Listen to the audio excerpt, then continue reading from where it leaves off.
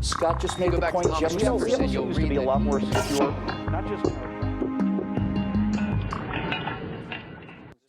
An old female rocker who got raped years ago has triggered tirades by modern feminists and other rape victims for suggesting that how a woman dresses can play a role in her own sexual assault. Did Chrissie Hynde of the Pretenders step over the line? I'm PJTV's Scott Ott, joined with Bill Whittle and Stephen Cruiser, sitting in for Stephen Green, who's battling Thor, the storm weather god of the sky. You'll have to watch Trifecta Extra to find out what that means. Men, the Pretenders' lead singer Chrissie Hynde has a book coming out called Reckless, and she sat down for an interview with the Sunday Times of London in which she accepted blame for putting herself in a situation that led to her own rape at age 21, saying it was, quote, all her doing. Then she extended the personal story into a cautionary tale for other women, saying, if I'm walking around in my underwear and I'm drunk, who else's fault can it be? If I'm walking around and I'm very modestly dressed and keeping to myself and someone attacks me, then I'd say it's his fault. But if I'm being very Larry, which is a British term for ostentatiously attractive or flashy, if I'm being very Larry and putting it about and being provocative, then you are enticing someone who's already unhinged. Don't do that. Come on, that's just common sense. You know, if you don't want to entice a rapist, don't wear high heels so that you can't run from him. Now, Stephen Cruiser, the conventional wisdom among feminists is that men are wholly to blame for any sex act that goes beyond a woman's consent. Isn't it dangerous for a prominent woman like Chrissie Hynde to say that some women share the blame for their own assault? I think when discussing such delicate issues, semantics need to be paid careful attention to here. And first of all, if Chrissie Hynde wants to blame herself for something that happened to her, it's wholly within her right to do so, okay? She can do that. The way she presents this, my problem with it is that she presents this from the feminist perspective that all men have a rapist lurking inside of them waiting to just come out. That's the way she worded it.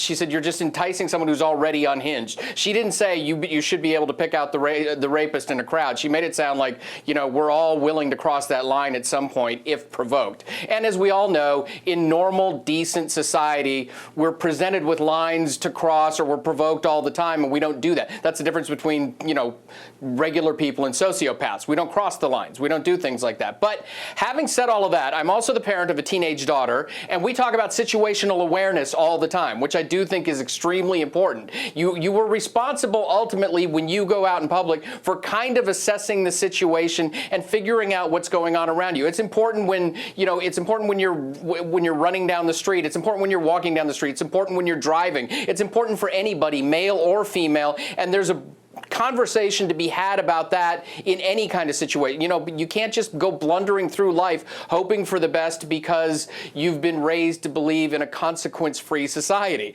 There's just bad things happen, bad people exist, and it behooves you to pay attention when you're doing anything in any kind of situation. I think so if she ends up having a conversation or creating a conversation about situational awareness and maybe young women becoming a little more responsible and taking ownership of some of that, that's fine. But if she's presenting it as, you know, they're all rapists waiting to happen and it's totally on you, I think both parts of that are wrong.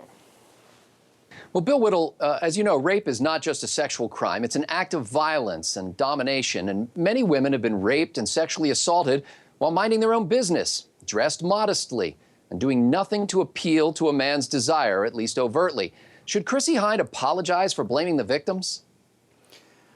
First of all, just to go directly to your question, I am so heartily tired of people saying what they believe to be true and then being forced to apologize for what they just said. I am over this regardless of what she said or what I think about it. This idea that you say something that is a belief of yours and then instantly you have to apologize, I think is the end of the world. So no, she doesn't have to apologize for anything. It's her opinion. She's entitled to it. Now, the issue, of course, is what she was really trying to get at. And I think the answer, Scotty, is that both things can be true because they're not mutually exclusive.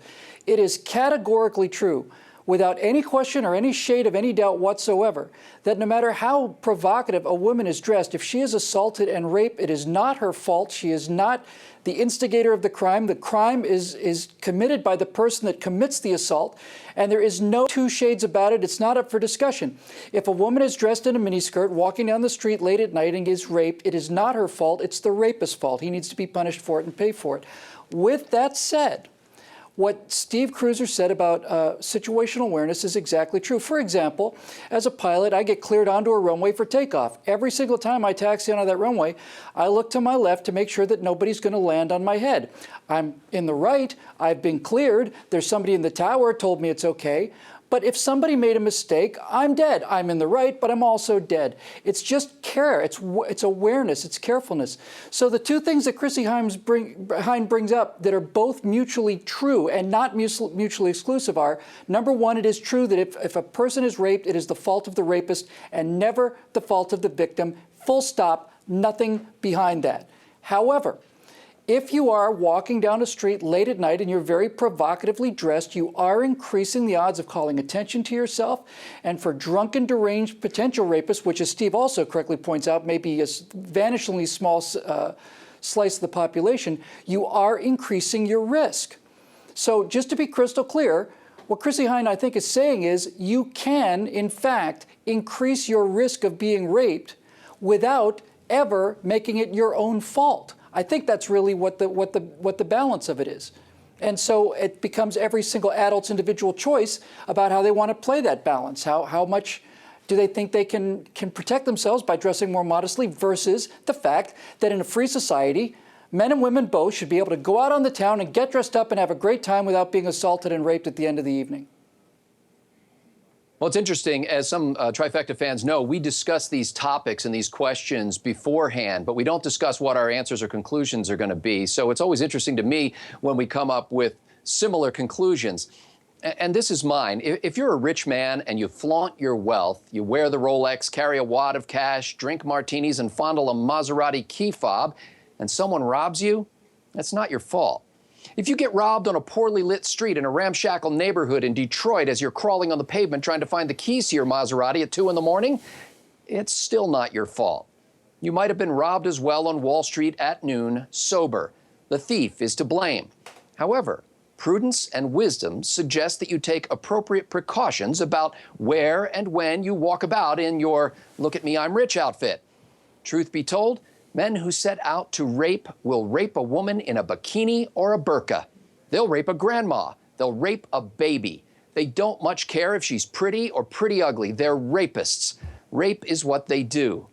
But many sexual assaults spring from mutual caresses gone wild that lead to non-consensual sex acts that one or both parties later regret.